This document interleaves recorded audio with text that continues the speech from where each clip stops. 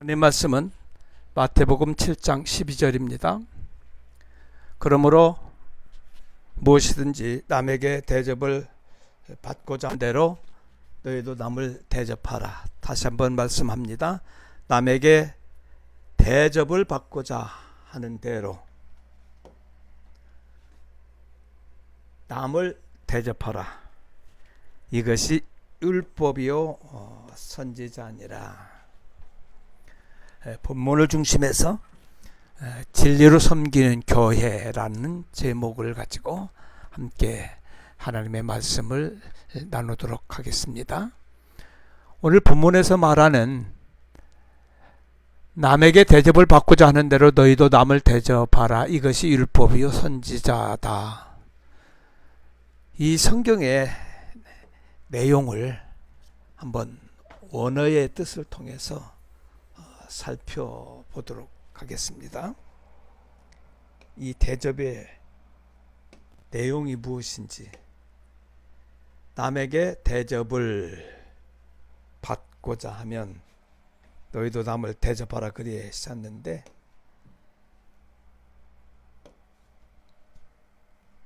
이 대접의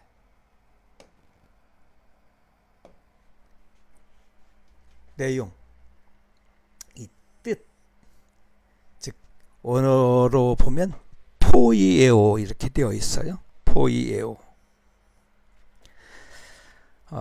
뭐 단어를 이렇게 정의를 해놨어요. 여러 가지로 이렇게 정의를 해놓았는데, 그 내용을 한마디로 얘기하면 뜻은 포이에오 동사인데 무엇인가를 완전하게 만들다, 무엇인가를 완전하게 만들다, 또 수행하다, 완수할 수 있는 원인을 제공하다. 우리가 생각하는 그 섬김, 대접, 사랑, 그런 의미하고는 너무 다른 번역을 한 것을 볼 수 있지요. 교회든 가정이든 어느 공동체든지 섬김이 없고 대접하는 것이 부실하고, 또 사랑이 없으면 어느 공동체든 생명력이 없게 됩니다. 모든 공동체 안에는 이 섬김, 대접, 이 사랑의 내용이 풍성해야 생명력이 있게 되지요. 그러나 오늘 예수님께서 이 땅에 오신 목적을 우리에게 선명하게 말씀해 주시면서, 내가 이 땅에 온 것은 대접을 받으려고 하는 것도 아니고, 또 내가 너희들에게 섬김을 받으려고 하는 것도 아니다. 아니면 너네들에게 무슨 사랑을 받기 위해서, 사랑을 구걸하기 위해서 온 것도 아니다. 오히려 나는 너희들을 섬기고 너희들을 대접하고 너희들을 사랑하려고 왔다라고 얘기를 합니다. 그렇다고 하면 정말 예수님께서 이 땅에 오셔서 우리를 섬기신 섬김의 내용이 무엇일까? 그분이 우리를 대접하려고 오셨다고 그러는데 그 대접의 내용이 무엇일까? 예수님이 우리를 사랑하려고 오셨다라고 하셨는데 그 사랑의 내용이 무엇일까를 우리 분명히 깨달아내셔야 합니다. 아직도 예수님이 우리를 대접하신 그 대접의 내용도 알 수 없고, 우리를 섬기신 섬김의 내용도, 우리를 사랑하신 사랑의 내용도 모른다고 하면은 여전히 우리는 그 인본적인 어떤 그 사랑, 섬김, 대접만을 강조하게 되겠죠. 그 섬김, 대접, 사랑이 풍성한 단체들은 성장이 되고 생명력이 있고 성숙하게 될 것입니다. 그러나 예수님께서 우리에게 섬기신 내용과 우리를 대접하신 내용과 우리를 사랑하신 내용이 다르다고 하면 교회는 생명력을 잃어버리게 됩니다. 하나님이 세우신, 예수님이 세우신 교회가 될 수 없게 되겠죠. 그냥 종교단체, 어느 공동체가 되어져서 결코 하나님의 뜻을 이루어낼 수가 없게 됩니다. 그렇다고 하면 오늘 본문에서 이야기하시는, 또 성경 전체를 통해서 우리에게 말씀하시는 그 섬김의 내용, 대접의 내용, 사랑의 내용을 한번 말씀을 통해서 정확하게 깨닫고 이해가 되고 우리에게 생명력이 될 수 있기를 주님의 이름으로 축복을 합니다. 마태복음 7장 12절 말씀에서 이야기하는 그 대접의 내용이 오늘 우리는 성경을 통해서 편하게 이해를 하셨으면 좋겠어요. 바로 율법의 요구, 구속이죠. 선지자의 요구, 구원이죠. 예수님이 이것을 완수하러 오셨답니다. 다시 한번 기억하고 넘어갑시다. 예수님께서 이 땅에 오신 이유, 그 목적, 섬김의 내용, 대접의 내용, 사랑의 내용이 율법과 선지자를 그분이 완수하려고 오셨다, 완전케 하려고 오셨다라고 이야기합니다. 굉장히 중요합니다. 우리 잘 이해하고 좀 보셨으면 좋겠어요. 성경 한 군데 찾아봅니다. 마태복음 5장 17절이죠. 마태복음 5장 17절.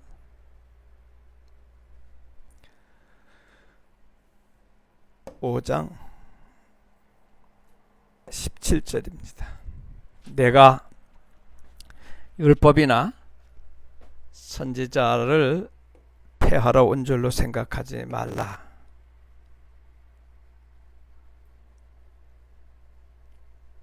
폐하러 온 것이 아니요 나는 섬기려고 왔다. 다시 한번 봅니다. 내가 율법이나 선지자나 폐하러 온 줄로 생각하지 말라. 오히려 그분을 폐하려 온 것이 아니요 완전케 하려 함이로라. 완전케 하려 함이로라. 그러면 여기서 예수님이 말씀하신 율법과 선지자, 한마디로 요약하면 율법과 선지자는 은혜와 진리가 되시는 예수 그리스도입니다. 다시 한번 말씀할게요. 성경은 구약도 신약도 마찬가지입니다.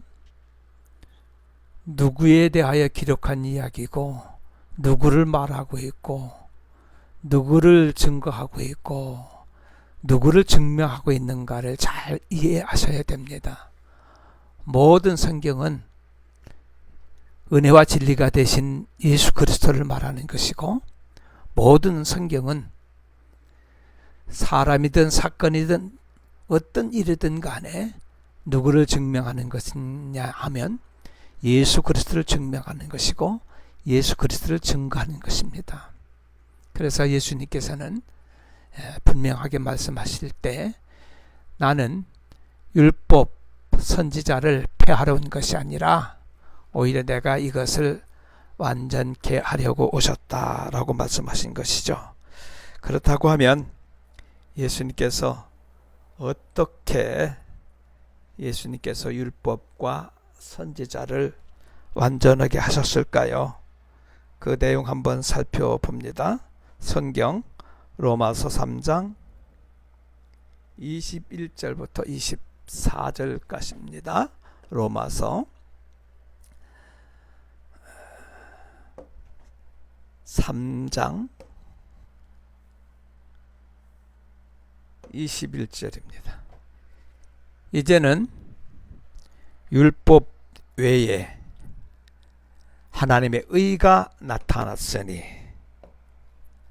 하나님의 의가 나타났답니다. 하나님의 의, 인간의 의가 아닙니다. 사람이 무엇을 해도 하나님께는 의가 될 수 없게 되겠죠. 왜? 모든 인간은 죄인이기 때문입니다. 죄인이 아무리 애쓰고 힘쓰고 노력하고 무엇을 해도 의를 이룰 수가 없게 되죠. 율법과 선지자들에게 증거를 받은 것인데, 율법과 선지자가 누구를 증거한다? 다시 한번 말씀 그대로 그냥 가감없이 이해했으면 좋겠어요. 율법 외에 하나님의 의가 나타났으니 율법과 선지자들에게 증거를 받은 것이다. 즉 율법과 선지자가 누구를 증거했다? 다시 반복합니다. 율법과 선지자가 누구를 말하고 있다? 다시 말합니다. 율법과 선지자가 이야기하는, 말씀하고 있는 그 내용이 바로 곧 예수 그리스도를 믿음으로 말미암아 모든 믿는 자들에게 미치는 하나님의 의인이 차별이 없습니다.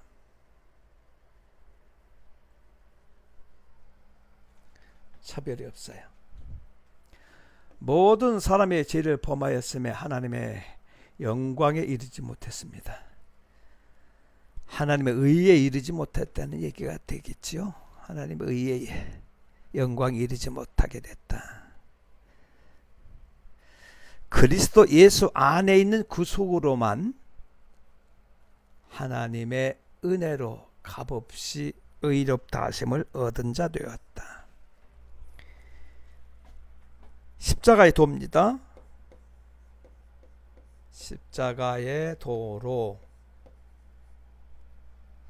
우리 인간에게 값없이 은혜로 우리에게 의롭다 하셨다. 굉장히 중요한 얘기입니다. 인간의 의, 인간의 헌신, 봉사, 노력, 어떤 열심으로 되는 것이 아니고 예수님이 구속으로 율법과 선지자를 완성하심으로, 다시 한번 얘기합니다. 예수님이 이 땅에 오신 목적이 율법과 선지자를 폐하려 온 것이 아니고 오히려 그분이 그것을 완전케 하려 오셨다. 그 완전케 하심이 무엇이에요? 예수 안에 있는 구속입니다. 쉽게 이야기하면 십자가의 도, 생명의 성령의 법이 있지요. 이것을 은혜로 값없이 우리에게 선물로 주셨답니다. 아멘. 값없이 은혜로 우리에게 선물로 주셨다는 거예요. 한마디로 요약하면 십자가 대속입니다. 율법과 선지자를 완성하신 것입니다. 이것을 누가? 예수님이 시작하시고 완성을 하셨습니다. 그래서 예수님을 알파와 오메가다 이렇게 얘기하시죠. 모든 역사를 예수님이 시작하시고 예수님이 만들어 가시고 예수님이 완성을 하시는 것입니다. 그러므로 율법과 선지자라고 하는 것은 오직 예수 그리스도의 속량으로 이루어지는 하나님의 은혜요 구원의 진리입니다. 다시 반복해서 말씀드립니다. 십자가 대속으로 율법과 선지자를 완성하셨다. 다시 말씀합니다. 십자가 대속으로, 십자가의 도입니다. 생명의 성령의 법이에요. 그것으로 율법과 선지자를 완성하셨다. 이 일을 누가 하신 것이죠? 예수님이 시작하시고 완성을 하신다. 율법과 선지자란 다시 말하면 오직 예수 그리스도의 성장으로 이루어지는 하나님의 은혜요 구원의 진리입니다. 십자가의 제사함으로 이루어지는 하나님의 은혜요, 아무 공로 없이 값 없이 의롭다 함을 얻은 구원의 진리입니다. 다시 말합니다. 십자가의 제사함으로 이루어지는 하나님의 은혜요, 아무 공로 없이 값 없이 의롭다 함을 얻은 구원의 진리입니다. 아멘. 이 구원의 진리를 깨닫는 순간 우리 안에 진리가 나를 자유케 하리라고 하신 그 말씀이 우리에게 어떻게 역사하는지를 우리는 늘 깨닫고 인식하고 느끼면서 살아갑니다. 오늘 십자가의 제사함으로 이루어지는 하나님의 은혜, 아무 값없이 의롭다함을 얻는 구원의 이 진리, 이 일을 먼저 우리 예수님이 시작하시고 완성하셨습니다.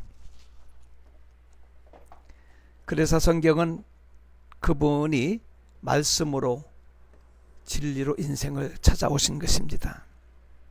그리고 그 모든 것들을 그분이 완성하신 것을 인생에게 주시는 분으로, 인생을 섬기는 분으로, 인생을 대접하는 분으로 그분이 오신 것입니다. 그렇다고 하면 우리 인간은 그분이 우리를 섬기시고 대접하시고 사랑하신 그 내용, 즉 하늘의 진리를, 영의 말씀, 영적 세계, 영적 진리를 그분이 우리에게 설명하고 깨닫게 하기 위해서 오셨는데, 그분의 목적을, 그분의 뜻을 잘 따르는 것이 그분을 섬기고 그분을 사랑하고 대접하는 것이 되겠죠. 다시 말하면 우리는 성경을 보면서, 말씀을 보면서, 또 수많은 우리 설교들을 듣기도 하고, 우리가 보기도 하고, 외우기도 하고, 별거 다 하지요. 그러나 성경 66권을 다 외우고 암송하고 쓰고 그리했다 할지라도 기억해야 합니다.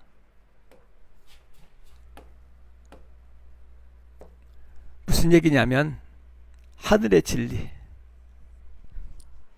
진리의 말씀이죠. 정확하게 깨닫고 이해하지 못하면 우리는 절대로 하나님을 섬길 수 없고 사랑할 수도 없고 그분을 대접할 수도 없습니다. 그래서 예수님이 우리를 섬겨라, 대접하라, 사랑하라 그리 하셨는데, 예수님이 우리를 섬기신 내용, 대접하신 내용, 사랑하신 내용을 정확히 깨닫고 이해를 하셔야만이 우리도 똑같이, 즉 예수님의 제자니까 예수님과 똑같이 하나님의 아들을, 그 얘기는 모노게네스 그러면은 똑같은 어느 존재를 의미하게 되지요. 그래서 우리는 예수님이 우리를 사랑하신 그 내용, 대접의 내용, 섬김의 내용이 똑같은 사람을 예수님의 제자다, 성도다, 하나님의 아들이다 이렇게 얘기하는 것입니다. 다시 거듭해서 반복해서 요약을 하면 섬김의 내용, 대접의 내용, 사랑의 내용, 혹은 율법, 선지자의 내용, 한마디로 요약하면 은혜와 진리로 오신 예수 그리스도를 의미한다. 이 이야기는 아무리 강조해도 부족함이 없을 거예요. 오직 은혜와 진리로 오신 예수 그리스도를 의미한다.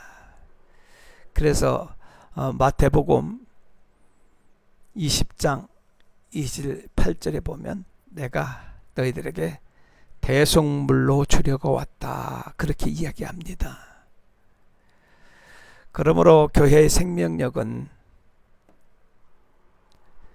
진리로 대접하고 진리로 섬기고 진리로 사랑하고 진리의 역사가 이루어지지 않는 그러한 공동체라고 하면 이는 교회라 말할 수 없게 되겠죠. 반드시 진리의 역사가 역동적으로 진리의 생명력이 살아 움직이는 곳을 교회다, 성도다, 하나님의 아들이다, 제자다 이렇게 얘기하는 것입니다. 우리는 예수님이 이 땅에 오셔서 수많은 말씀을 하셨고 수많은 말씀을 남기시고 갔고 또 제자들을 통해서 여전히 예수님 말씀하셨고 구약에서부터 신약 모든 것을 통해서 예수님에 대해서 이야기하고 있습니다. 그것을 우리는 진리라고 얘기하고 진리의 말씀이라고 얘기합니다. 그것을 또한 우리는 생명이라 이야기하기도 합니다. 혹은 빛이라 이야기도 합니다.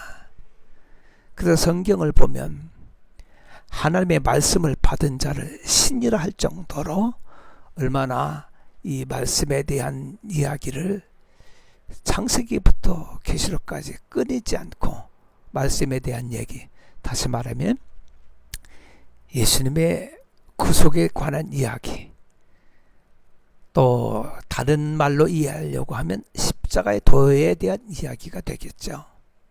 자, 이것을 우리는 성경을 통해서 한번 검증해 보면 누가복음 10장 38절 보시면 마르다와 그 마리아의 사건이 나옵니다.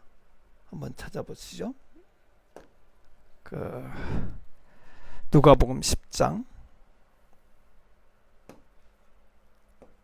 38절 10장 38절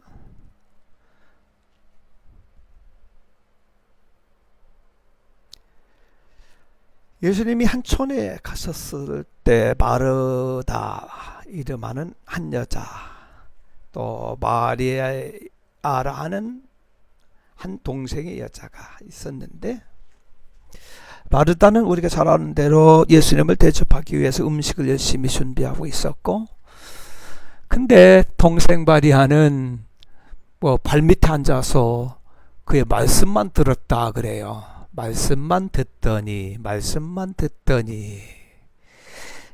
근데 마르다는 준비하는 일이 많으니까 분주하겠죠. 그래서 예수님께 나아가서 이렇게 얘기합니다. 내 동생이 나 혼자 일하게 두는 것을 생각지 아니하십니까? 저를 좀 꾸짖어서 나를 좀 도우라고 하시면 안 될까요? 이런 얘기겠죠. 근데 예수님께서 여기서 그러냐고 그러면 그렇게 하시면 좋은데 41절에 보니까 마르다야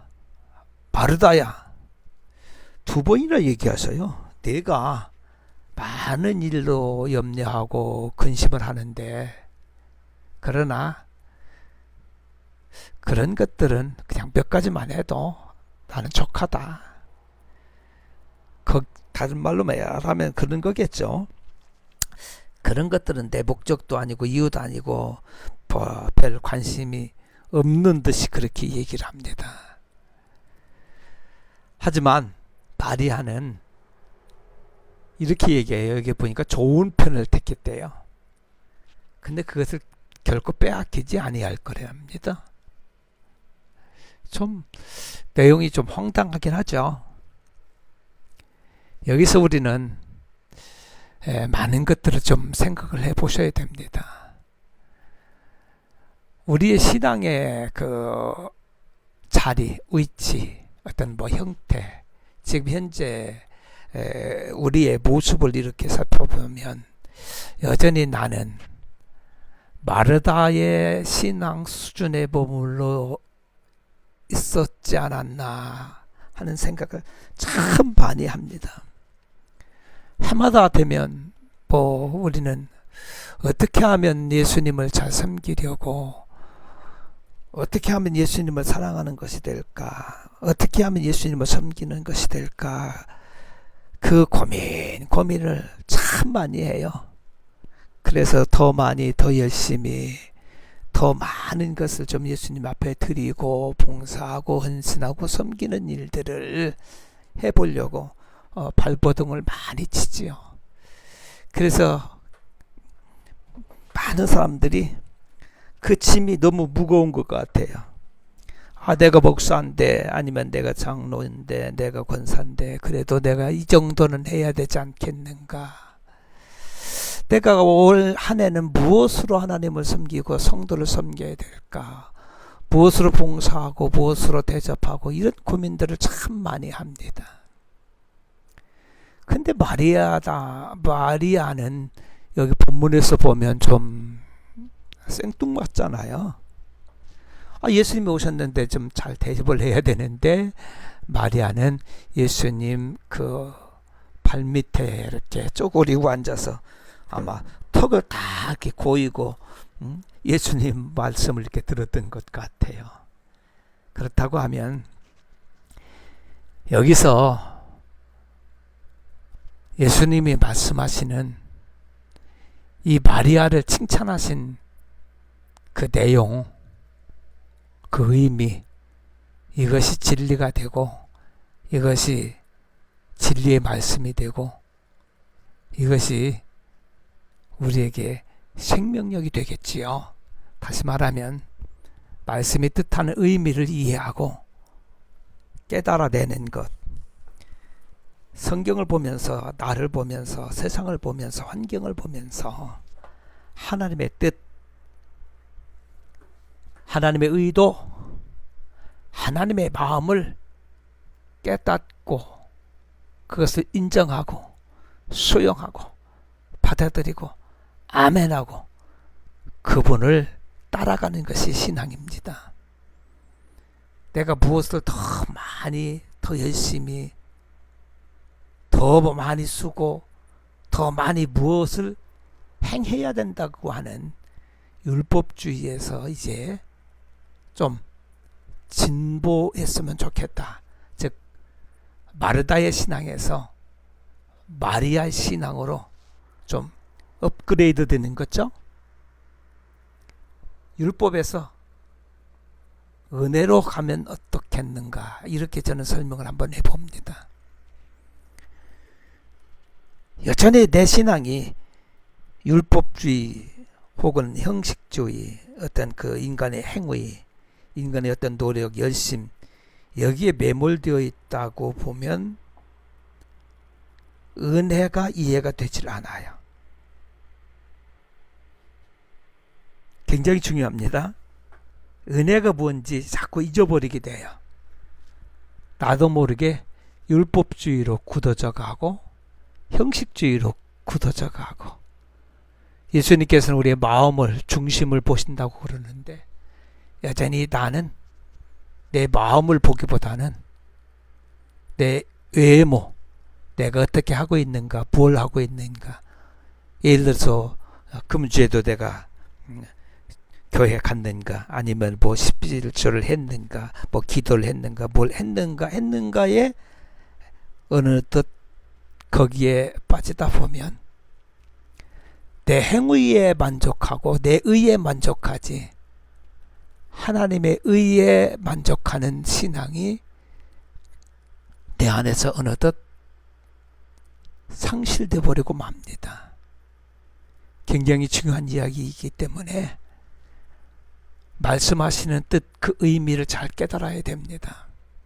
그래서 우리의 신앙은 마리아 신앙으로 진보하셔야만이, 그 마리아 신앙을 가진 사람을 우리는 성도다, 제자다, 하나님의 아들이다, 이렇게 이야기합니다. 무슨 얘기일까요?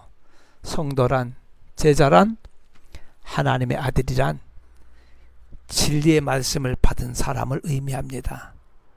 그 말씀을 깨닫고 이해하고 그 말씀이 우리에게 생명이 된 사람들을 말하는 거죠. 요한복음 10장 35절 찾아볼게요. 요한복음 10장 35절 뭐라고 말씀하셨을까요? 성경은 패하지 못하나니 하나님의 말씀을 받은 사람들을 신이라 하셨거든.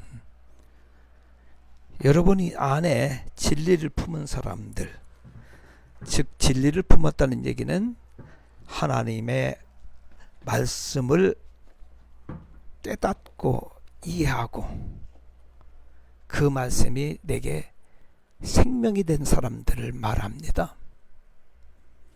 뭐 말씀을 많이 공부하고 또 연구하고 뭐 암송하고 또 성경 66권을 다 외웠다 할지라도,